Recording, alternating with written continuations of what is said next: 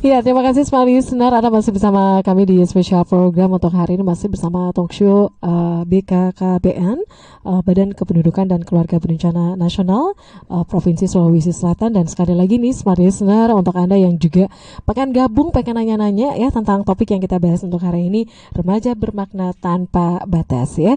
Untuk WhatsApp di 0811 461011 dan juga untuk live chat kami di channel YouTube Smart FM Makassar. Tadi kita sudah ngobrol ya dengan adik, dengan Arsal, kemudian dengan Mita ya, untuk program Duta Gender Indonesia 2023. Dan tentu ada banyak hal ya yang dilakukan ya sebagai Duta Gender Indonesia 2023, dan kita nanti lanjut lagi ya untuk pembahasannya. Tapi saya ke Ibu Irma Wahyuni lagi ya. Ibu, tadi seperti diinformasikan ya, untuk dari BKKBN ini kan memang mempunyai banyak program ya. Selain program yang menyasar untuk remaja dan juga menyasar untuk keluarga yang mempunyai remaja. Nah, itu seperti apa sih, Bu? Bisa digambarkan, silakan. Oke, baik. Nah, BKKBN sendiri selain punya program ketahanan remaja yang langsung menyasar kepada remaja, kami juga punya program ketahanan keluarga remaja. Jadi kami ada Bina Keluarga Remaja namanya. Jadi kelompok BKR, Bina Keluarga Remaja, yang dimana anggotanya itu adalah keluarga-keluarga yang memiliki anak usia remaja. Jadi di BKR ini para keluarga diberikan pemahaman bagaimana sih berhadapan dengan remaja itu, bagaimana kita harus bersikap menghadapi remaja, karena remaja saat ini luar biasa ya. Perkembangan zaman membuat mereka juga semakin semakin pengetahuan mereka juga semakin luar biasa maju, apalagi sekarang didukung oleh teknologi ya. Jarang sekarang anak-anak yang nggak punya gadget gitu. Jadi BKKBN melalui program Bina Ketahanan Remaja ini mengajarkan kepada orang tua bagaimana sih kita menghadapi remaja-remaja kita. Jadi di BKKBN selain tadi disampaikan oleh adik-adik bahwa untuk remaja mereka punya modul tentang kita. Nah, untuk keluarga yang memiliki remaja, kami punya modul 1001 cara bicara. Nah, modul ini banyak memuat mengenai materi-materi bagaimana kita menghadapi remaja seperti itu. Jadi seimbang lah gitu pendekatan yang dilakukan BKKBN, tidak hanya kepada remaja saja tetapi kepada keluarga yang memiliki remaja, yang tentu saja notabene berpengaruh kepada pola hidup remaja itu sendiri. Mereka kan lahir kemudian besar dalam sebuah keluarga. Tentu saja peran keluarga dalam hal ini ayah, ibu, paman, tante ataupun kakek nenek mereka itu ikut berpengaruh kepada tumbuh kembang mereka seperti itu. Jadi kita tidak hanya membuat sebuah program atau melakukan edukasi kepada satu pihak saja, tetapi juga kepada pihak yang berkaitan dengan itu. Jadi supaya harapannya lebih mudah lah, karena masing-masing mendapatkan edukasi, mendapatkan pendampingan dan fasilitasi seperti itu. Jadi nanti tidak ada yang merasa bahwa kok cuma remaja saja sih yang disalahkan, kok cuma remaja saja sih yang diberikan edukasi, sementara remaja itu kan tidak tinggal sendiri. Mereka punya keluarga, mereka punya orang tua, mereka punya paman dan tante, mereka punya kakek dan nenek seperti itu. Jadi harapannya keluarga juga harus paham bagaimana sih remaja-remaja saat ini, karena luar biasa perkembangan zaman, perkembangan teknologi itu tidak bisa membuat tidak bisa membuat remaja-remaja itu bisa kita bisa kita pantau gitu kan. Mereka bisa mengetahui hal-hal yang mungkin tidak diketahui oleh orang tua gitu. Jadi banyak hal yang bisa mereka dapatkan di luar sana yang tidak mungkin tanpa sepengetahuan orang tua mereka. Nah, di sini sebenarnya peran orang tua bagaimana agar mereka juga bisa ikut menjaga anak-anak, karena sebagian besar orang tua kan punya aktivitas masing-masing, ada yang bekerja seperti itu. Jadi otomatis anak-anak itu lebih banyak mungkin menghabiskan waktu bersama teman-teman, menghabiskan waktu bersama gurunya di sekolah, teman-temannya di sekolah, atau teman sepermainannya di rumah. Nah, inilah yang sebenarnya perlu dipahami orang tua. Jadi harapannya tidak ada saling menyalahkan antara anak menyalahkan orang tua, kemudian orang tua menyalahkan anak, karena masing-masing sudah memahami fungsi dan tugasnya seperti apa, masing-masing sudah memahami perannya seperti apa dan harus bagaimana, seperti itu. Jadi BKKBN memang melihat itu sebagai hal yang memang harus seimbang, seperti itu. Jadi dua-duanya ini dapat coach ya, orang tuanya dapat dan anak-anaknya juga Ibu ya. Nah, memang beragam ya Ibu ya untuk permasalahan untuk para remaja ini ya. Tadi seperti informasikan juga ya, untuk para orang tua juga nih ya. Biasanya kan kalau kita dari kantor gitu kan Bu, capek nih dari kantor, kemudian pas pulang ke rumah lihat anak gitu kan, biasanya kita ngomel-ngomel gitu kan. Yang sebenarnya memang hal seperti itu memang ya sebagai orang tua memang kita harus tahu ya, yang ya perilaku seperti itu seharusnya jangan sampai dilakukan ya di depan anak gitu kan. Anak tidak tahu nih apa yang kita lakukan di luar gitu kan. Pas sampai di rumah kok anak bilang, ih kok ibu marah-marah sih sama kita. Ya, dan itu ya Bu ya, untuk pendekatannya sendiri tuh untuk ke remaja Bu, apakah memang ada segmen usia tertentu untuk komunikasi ataupun pendekatannya tuh seperti apa sebenarnya orang tua yang dilakukan ke remaja Bu? Baik. Untuk segmentasi sendiri memang kami membagi 3 segmentasi usia. Jadi ada usia 10 sampai 14 tahun, kemudian usia 15 sampai 19 tahun, dan usia 20 sampai 24 tahun. Nah, ini tentu saja pendekatannya berbeda. Kita tidak bisa menyamakan cara komunikasi kita dengan anak usia 10 tahun dengan anak usia 19 tahun misalnya. Itu mungkin pola komunikasi yang kita lakukan tidak sama ya, seperti itu. Jadi di modul 1001 cara bicara itu banyak mengajarkan kita atau memberikan kita ilmu pemahaman bagaimana kita melakukan komunikasi yang efektif kepada anak-anak kita, seperti itu. Jadi sebenarnya asik sekali sih dua modul ini sebenarnya ya. Kalau dikolaborasi itu keren sebenarnya ya, karena satu membahas bagaimana orang tua menghadapi remaja, kemudian modul yang satu juga bagaimana remaja itu bisa bersikap seperti itu kepada orang tua, kepada teman sebaya, seperti itu. Jadi harapannya dengan program-program BKKBN ini membuat keluarga-keluarga kita itu lebih berketahanan lah, remaja-remaja kita itu lebih berkualitas ke depan, keluarga-keluarga juga menjadi keluarga-keluarga yang memiliki anak-anak yang hebat, seperti itu. Itu harapan kami di BKKBN. Dan juga perlu kita bahas mungkin ya, ada satu program lagi mengenai pendewasaan usia perkawinan. Ini juga penting diketahui keluarga, karena banyak terjadi pernikahan dini ternyata di masyarakat. Iya, benar. Di Sulsel itu angka pernikahan dini masih cukup tinggi.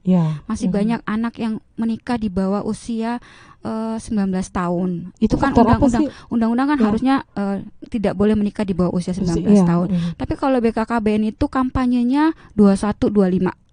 21 untuk perempuan dan 25 untuk laki-laki. Jadi itu usia ideal untuk BKKBN yang kami kampanyekan ya. Jadi idealnya mereka menikah di usia itu. Nah, ini juga yang harus dipahami keluarga-keluarga kita, bahwa usia menikah itu juga harus diperhatikan. Jangan karena keegoisan salah satu, apakah anak ataupun orang tua, akhirnya mereka mengorbankan masa depan.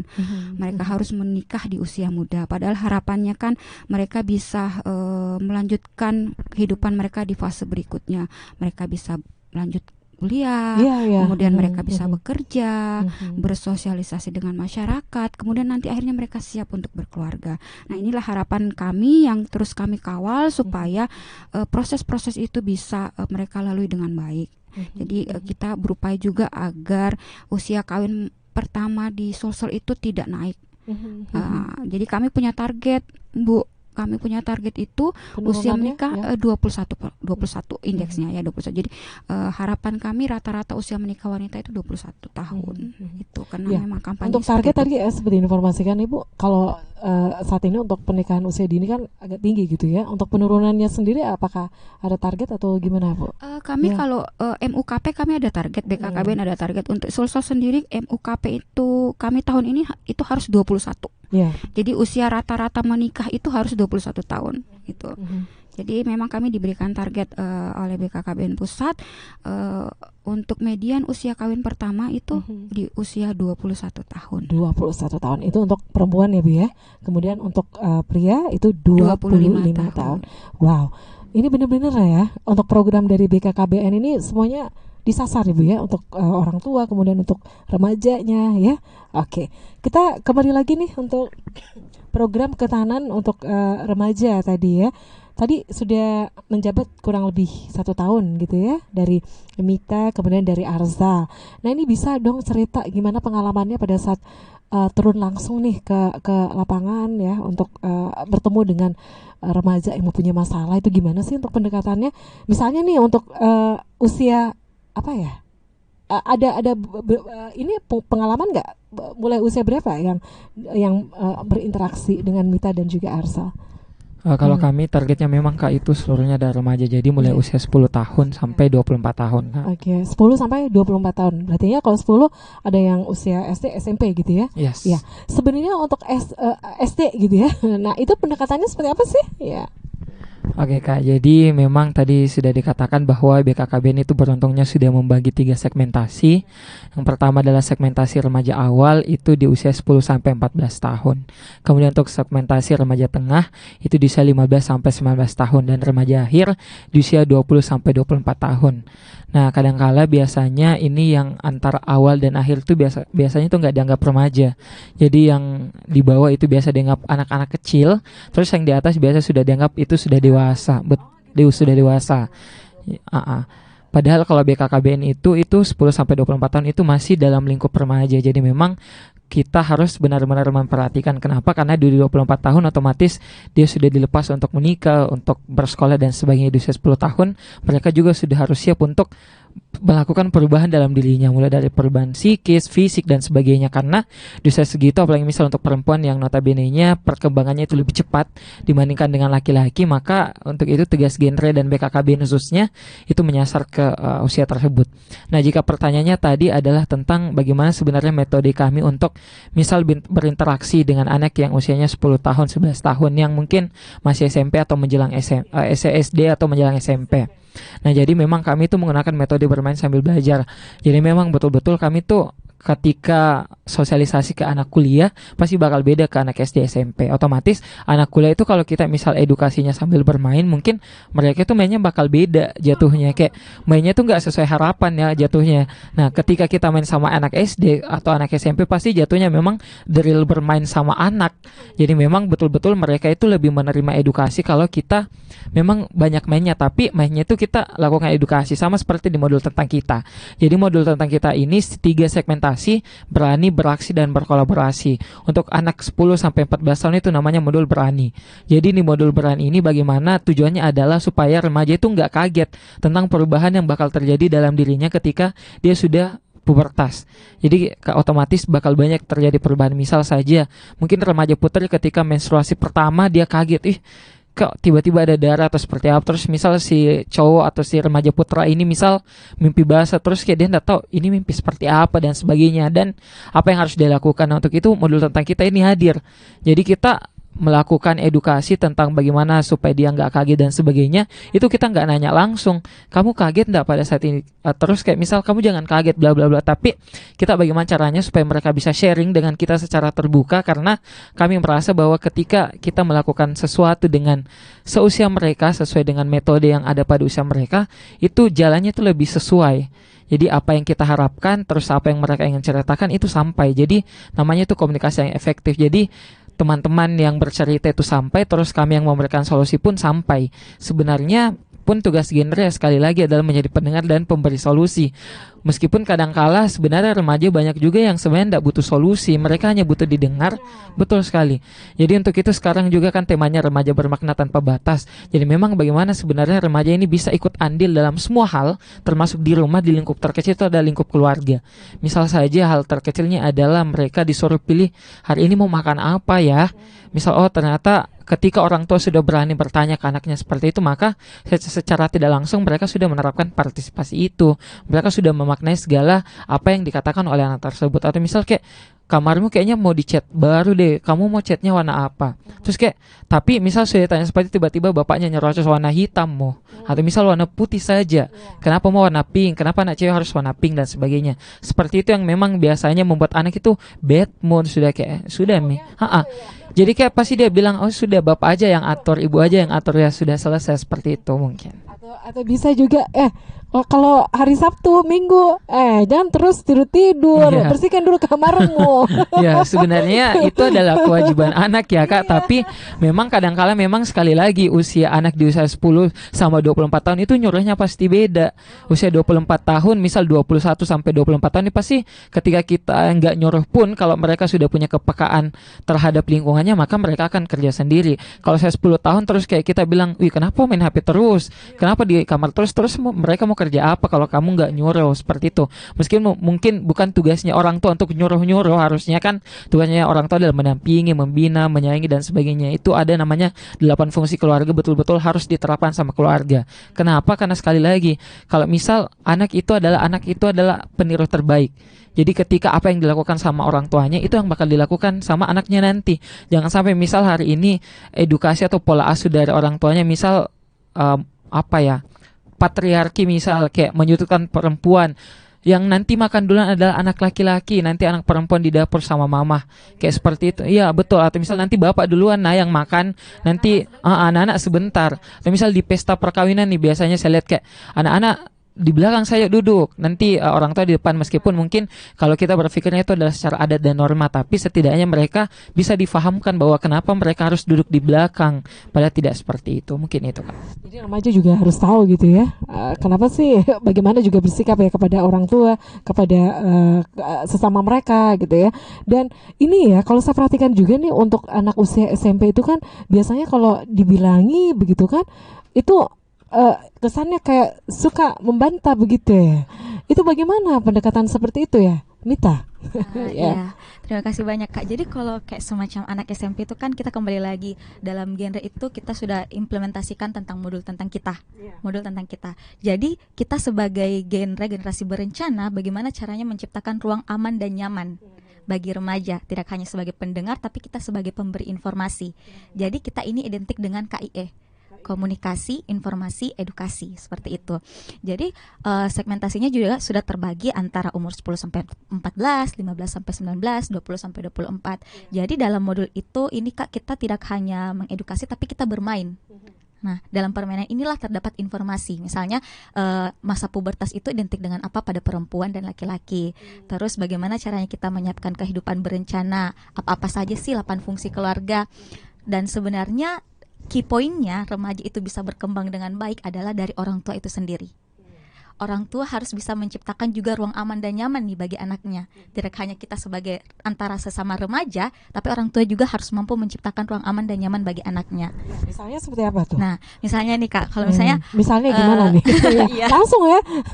Harusnya sih kalau misalnya Nah. anak remaja yang SMP itu kan identik dengan masa pubertasnya, labil-labilnya nih Kak, banyak ingin benar. tahunya juga tentang sesuatu. Kalau kita bicara dia balikin lagi. Betul. Jadi saya diam aja. Biasanya kan nggak mau dikalah nih Kak. Iya benar iya. Padahal kan orang tua menganggapnya itu salah, kamu jangan lakukan itu. Baiknya nih kalau orang tua ya Kak, kita tuh menjadi pendengar yang baik dulu. Kita dengarkan apa yang mereka rasakan. Kan sebenarnya mereka juga tidak tahu apakah ini benar atau salah. Kan ini pendapat saya, seperti itu. Remaja sih punya prinsip seperti itu rata-rata. Makanya kita lebih awal tuh jadi pendengar yang baik dulu. Kedua, bisa kita kasihkan solusi yang menurut mereka itu masuk akal, walaupun solusi sederhana. Dan selanjutnya kita kembalikan kepada remaja itu sendiri, mau dia lakukan atau tidak. Karena ya kembali lagi pasti mereka berpikir, oh ternyata orang tua saya memperhatikan saya. Tidak langsung ngejudge, kamu tuh salah, kamu jangan ini, kamu jangan itu. Karena seperti itu sih orang tua ya Kak. Jadi makanya remaja makin tertutup nih. Sebenarnya saya mau cerita ini loh Bu, tapi ibu duluan ngejudge saya. Jadi nggak usah deh, nanti saya cerita ke teman sebaya saya cerita nanti ke Kak Arsal atau ke saya, seperti itu. Ya mungkin dari Ibu Irma mau ditambahin Ibu. Ya. Baik, sebenarnya adik-adik ini memang dari awal mereka sudah diberikan informasi yang cukup ya, sebelum mereka akhirnya kami kami tetapkan mereka sebagai duta gitu. Jadi mereka harus betul-betul paham dulu sebelum mereka membuat orang lain paham. Seperti itu. Jadi jangan sampai nanti justru mereka tidak bisa memberikan solusi atau tidak bisa menjadi pendengar yang baik untuk teman-teman sebaya mereka. Jadi buat mereka sendiri ini merupakan tanggung jawab yang besar. Apalagi setelah terpilihnya mereka sebagai duta genre Indonesia, nah ini juga menjadi sebuah tanggung jawab yang jauh lebih besar karena menjadi bukan cuma remaja Sulsel saja gitu. Mereka sudah menjadi milik remaja Indonesia. Seperti itu. Jadi tanggung jawab mereka sudah jauh lebih besar, bukan saja bagi remaja di Sulawesi Selatan, tetapi juga bagi seluruh remaja yang ada di Indonesia. Jadi mereka ini harus terus pencapaian mereka ini bukan akhir dari aktivitas mereka atau giat mereka. Mereka masih punya banyak tanggung jawab ke depan. Justru dengan diamanahkannya gelar ini kepada mereka, tugas mereka jadi semakin banyak, bukan berhenti sampai di sini. Jadi kami juga terus bagaimana berupaya memfasilitasi adik-adik supaya mereka tidak putus sampai di sini, supaya apa yang mereka sudah jalani 1 tahun lebih ini tetap mereka pertahankan, bahkan terus mereka tingkatkan. Mereka ini adalah perpanjangan tangan kami BKKBN yang ada di lapangan. Jadi mereka lebih sering berinteraksi dengan remaja ketimbang kami di kantor kan ya. Kami kadang ada waktu-waktu khusus lah kami untuk bertemu dengan remaja-remaja. Tapi kalau mereka keseharian mereka mereka dikelilingi oleh remaja-remaja seperti itu. Jadi memang betul mereka ini memang harus sering-sering ya ke lapangan gitu ya. Sering-sering gitu. Itu gimana sih untuk pas turun ke lapangan? Apa memang dipanggil atau memang ada inisiatif sendiri untuk ketemu dengan para remaja atau gimana? Oke, jadi karena kami memang sebenarnya kan kami berangkatnya itu pasti dari keresahan kami masing-masing ya. Menjadi duta genre itu sebenarnya bukan sebuah keharusan tapi sebuah panggilan harusnya. Jadi memang kami tidak sekedar didelegasikan bahwa Arsal sama Mita jadi duta genre Sulawesi Selatan untuk nasional, tapi memang kami berangkat bahwa ternyata memang sebanyak itu loh masalah remaja di Sulawesi Selatan. Kalau kita masih berbicara di Sulawesi Selatan mungkin masih sempit. Kalau sekarang kita menjabat di Indonesia, ternyata banyak masalah di Papua seperti ini, di Kalimantan, di Sulawesi seperti ini. Jadi memang kita berangkat dari kesadaran kita, apa yang kita lihat dari. Tapi kalau sekarang ini yang paling banyak nih, yang paling banyak curhat itu tentang masalah apa sih? Sebenarnya yang paling sekolah ya? Dua-duanya sih iya sih. Ya? Jadi remaja itu apalagi misal kalau kelas anak SMP SMA lah, dia itu lebih banyak ke pubertasnya. Jadi bisa jadi percintaannya, keluarganya, apa yang terjadi keluarganya. Apalagi misal dia itu yang paling sering itu kan biasa anak itu dihujat di rumahnya itu karena misal dia nggak pernah keluar kamar, atau misal kayak kamu kenapa jadi anak kamar terus, kenapa nggak pernah keluar, tiba-tiba dia keluar dicari lagi sama mamanya, terus kamu ini sudah jam segini kemana, karena anak-anak itu sekali lagi seperti yang dikatakan kami, dia itu tidak punya ruang aman dan nyaman bercerita di rumah.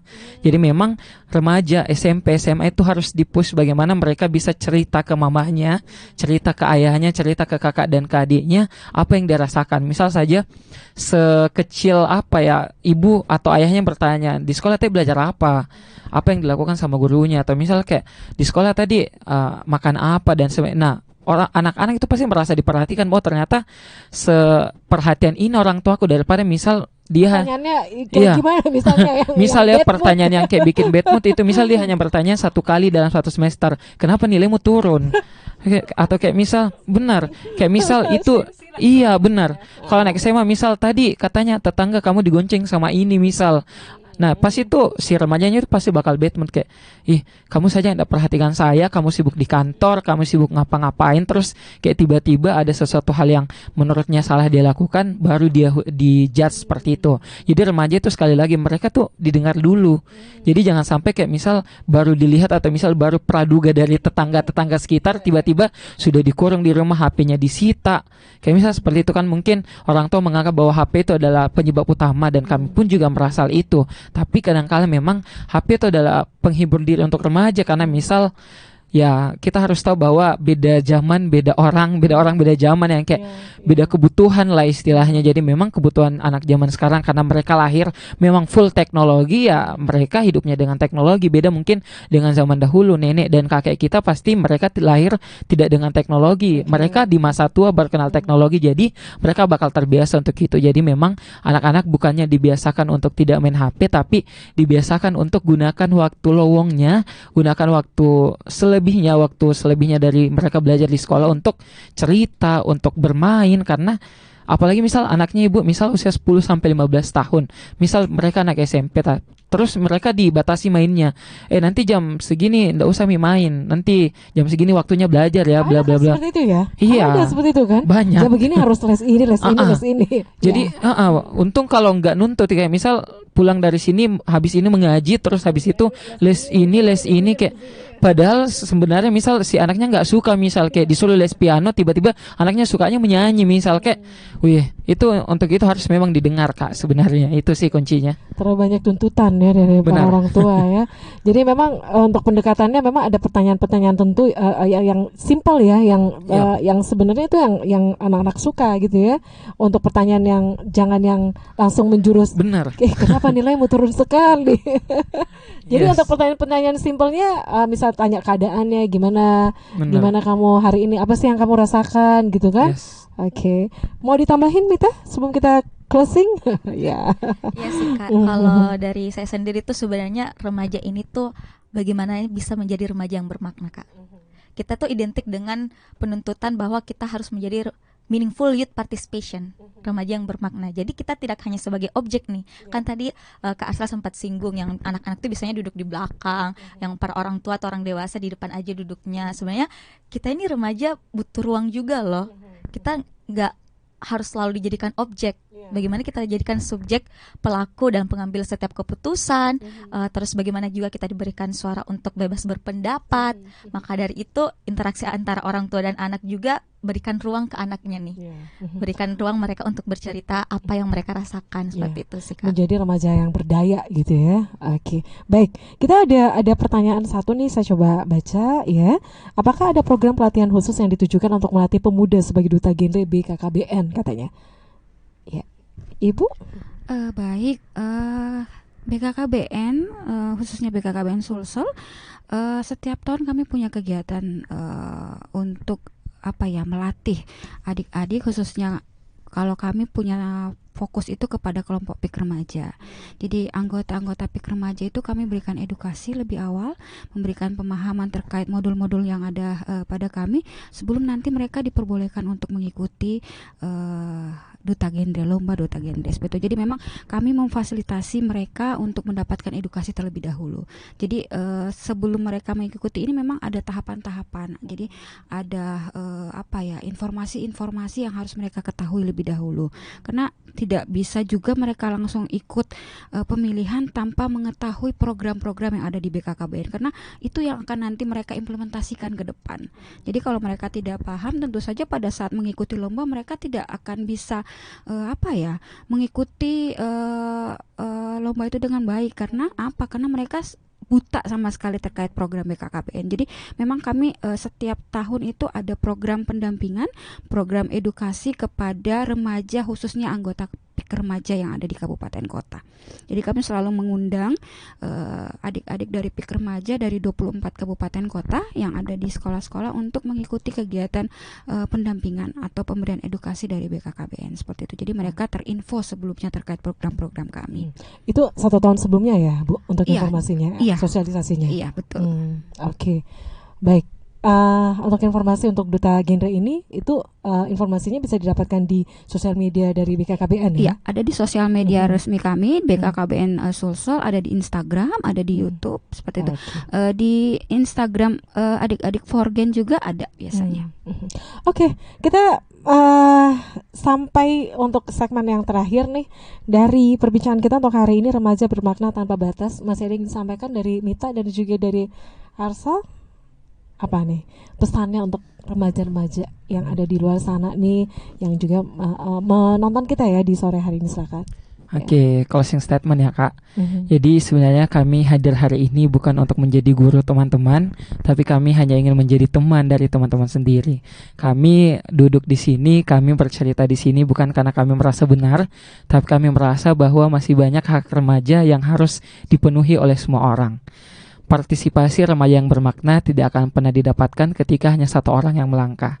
Ketika semua orang melangkah untuk mendapatkan partisipasi tersebut dan bisa memaknai partisipasi tersebut, maka tidak ada lagi yang harus kita ragukan. Indonesia sekarang akan mencapai bonus demografi di 2045. Mencapai Indonesia di bonus demografi di 2045 dengan tujuan Indonesia emas, nantinya tentu peran remaja, peran pemuda, peran orang muda hari ini itu sangat diperlukan. Kenapa? Karena merekalah yang bakal menduduki usia kerja nantinya. Karena di bonus demografi kita tahu bahwa usia kerja itu adalah usia yang paling banyak nantinya. Usia non produktif itu sudah tidak dipakai lagi lah ceritanya nanti di usia 100 tahunnya Indonesia. Untuk itu mari untuk kita semua teman-teman remaja, saya pernah menyampaikan pada saat di Semarang bahwa tidak harus menjadi seorang duta genre untuk bermakna, tapi dengan menjadi seorang duta genre kita bisa memaknai segala partisipasi yang ada. Ayo teman-teman menjadi remaja yang bermakna. Selempang ini tidak akan ada artinya tanpa dukungan dari teman-teman. Seperti itu. Dari Salam asalnya. genre. Yeay. Dari Mita ya, cukup singkat saja, Oke. silakan. Ya. Closing statement dari saya, Kak. Mhm. Kita sebagai duta genre dan menjadi duta genre itu tidak perlu menuntut harus tampil terbaik secara fisik. Mhm. Tidak perlu menuntut kita harus putih, cantik, indah dilihat oleh orang lain, tapi Mhm. bagaimana kita menumbuhkan niat dari hati Mhm. kita Mhm. untuk seluruh remaja di Indonesia. Mari kita suarakan hak remaja di seluruh Indonesia karena kita adalah jembatan yang terbaik Iya. untuk menghadapi bonus demografi nanti.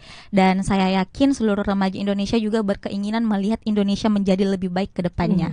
Jadi mari bersama-sama, ayo gabung di genre karena genre ini merupakan wadah yang terbaik untuk seluruh remaja yang Indonesia, dan genre juga adalah tempat teman-teman bersuara lebih Banyak lagi. banyak lagi Oke. untuk seluruh remaja. Ya. Terima kasih, Oke. Kak. Ibu cukup singkat saja Ibu, silakan. Ya.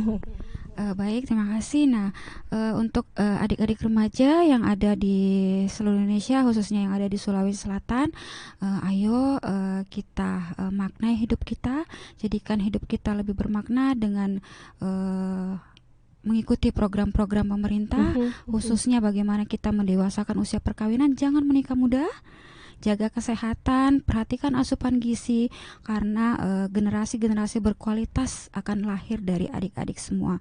Jadi ayo kita sebagai remaja wujudkan keinginan pemerintah untuk menciptakan generasi emas tahun 2045. 2045 ya. Baik, sekali lagi terima kasih ya untuk Ibu Irma Wahyuni Batiar SOS, Ketua Pokja Pembinaan Ketahanan Remaja BKKBN Provinsi Sulawesi Selatan, dan juga thank you banget ya untuk Ade Arsal Top 13 Duta Genre Indonesia 2023, dan juga Amita Nurul Jana juara 2 Duta Genre Indonesia 2023. Sekali lagi terima kasih. Ya, dan smart listener, demikian untuk spesial program kita bersama dengan BKKBN Provinsi Sulawesi Selatan. Untuk perbincangan ini Anda juga bisa kembali melihatnya di channel YouTube Smart FM Makassar. Saya Mirza Arianti pamit, selamat sore dan sampai jumpa. Assalamualaikum warahmatullahi wabarakatuh. Bye bye. Mirza Arianti pamit, selamat sore dan sampai jumpa. Assalamualaikum warahmatullahi wabarakatuh. Bye bye. Mirza Arianti pamit, selamat sore dan